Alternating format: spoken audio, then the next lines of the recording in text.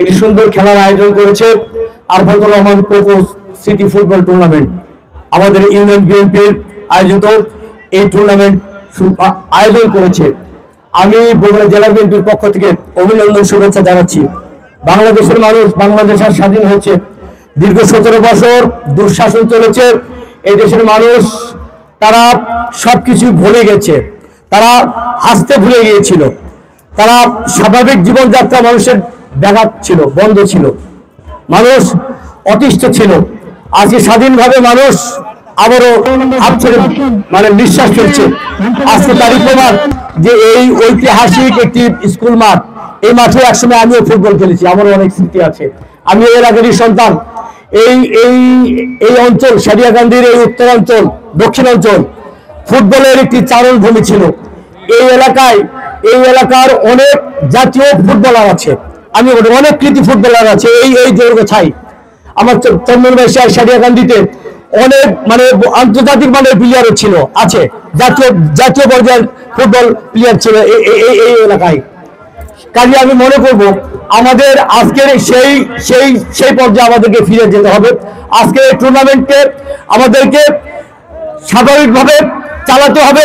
আজকে যুব সমাজকে আবারও এই ক্রীড়ার দিকে, খেলাধুলার দিকে ফিরে আনতে হবে। মাদক না বলতে হবে, খেলাধুলায় আসক্ত করতে হবে।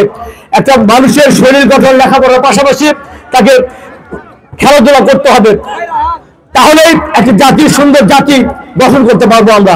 আমি মনে করি যে আজকে এখান থেকে আবারও যেটি শুরু হয়েছে, সেই Arafatur Rahman Koko football city tournament দিয়ে শুরু হবে সেই যাত্রা আমাদের।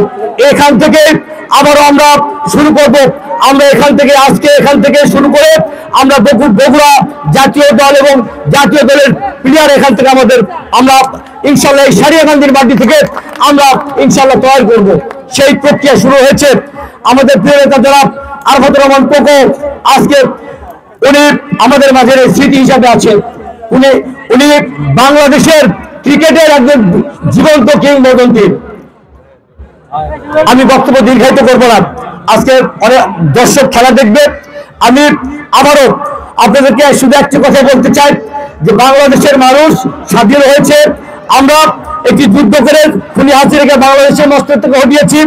বাংলাদেশে আমরা একটি সুস্থ পরিবেশ ফিরিয়ে এনে বাংলাদেশের মানুষ যেন একটি ভোট দিতে পারে, আমাদের সেই অধিকার আমরা নিশ্চিত করে আমরা আগামীতে ইনশাল্লাহ বাংলাদেশের মানুষ আবারও ধানের শীষ মার্কায় ভোট দিয়ে বাংলাদেশের ওই জাতীয় সংসদে প্রতিনিধিত্ব করার জন্য আপনাদের উদাত্ত আহ্বান জানাচ্ছি এবং বিএনপি পতাকা তুলে ঐক্যবদ্ধ হওয়ার আহ্বান জানিয়ে বক্তব্য শেষ করছি।